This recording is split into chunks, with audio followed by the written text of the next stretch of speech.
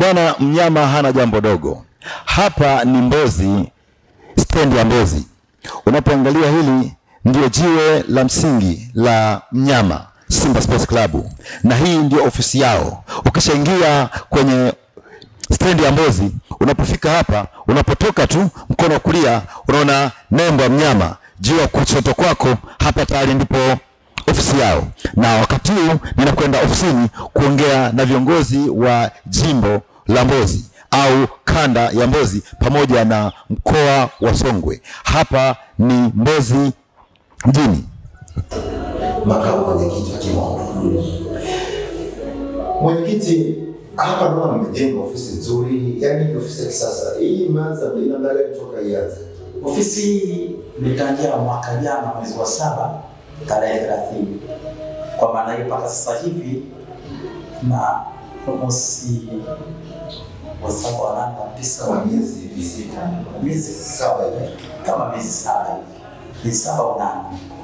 Naona mmejikamua kwa kweli. Watu wana mwitikio mkubwa sana kwa mnyama hapa. Kwa kweli mashabiki wa Simba wilaya ya Mbozi, mashabiki wapo. Mashabiki wapo.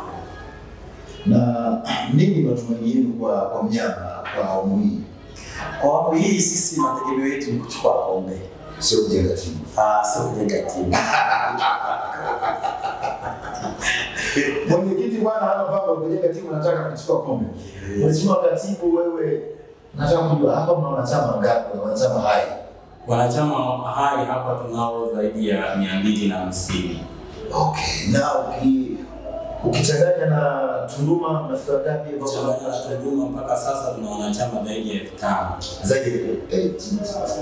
Unaweza kukazidi katika mikoa mingi ya Tanzania, nyinyi hapa mkoa mko mbali zaidi. Kwa kweli tuko mbali sana. Tuna matawi yasiyopungua 70.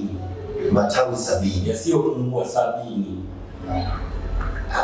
Katibu msaidizi.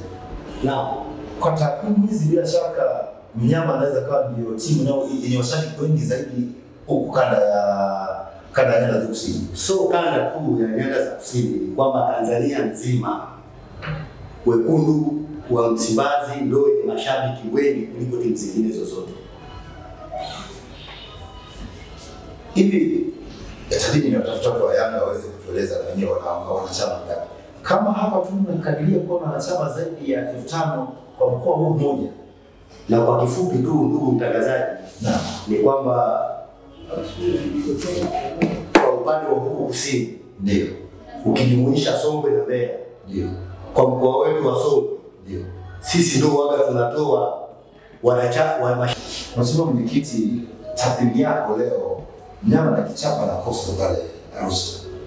Kwa kifupi unatupa katika gani? Maoni yako ni yapi? Yaani sisi Coastal ile jezi tukavaa nyekundu, wala sisi hatuna udugu naye. Wanasema yule ni ndugu yenu.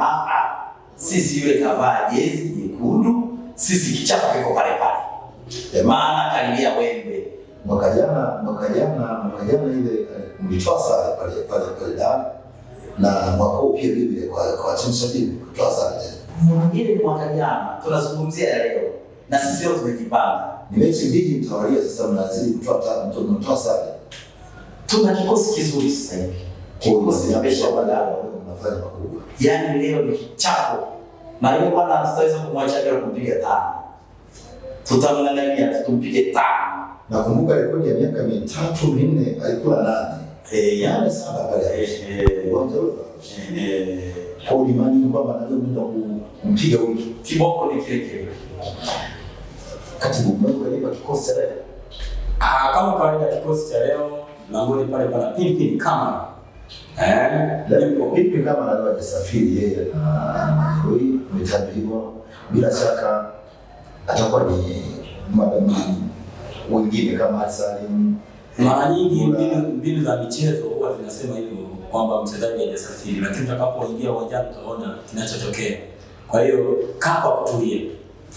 Yupo bwana Shomari Kapombe, Zingo Junior, Kid Baba Esther, Kid Mkandari ataenda kukaa na watu leo. Wanasema Mbelgiji. Mheshimiwa, nashukuru sana kwa uchambuzi wako, lakini nadhani kwa kuwa umesema tuna kikao kinaendelea kule, acha tuende tuwahi kwa wanachama. Ndugu mtazamaji, leo viongozi hawa pamoja na wanachama wa Mnyama hapa Vwawa kabla ya mechi wana kikao chao hapo, wana jambo lao. Hivi tutatoka hapa tunakwenda huko kuangalia ligi hii, nadhani tutoka pamoja. Karibu uwe nasi mwanzo mwisho. Mimi ni Dr. Isanga na hii ni Alma Media.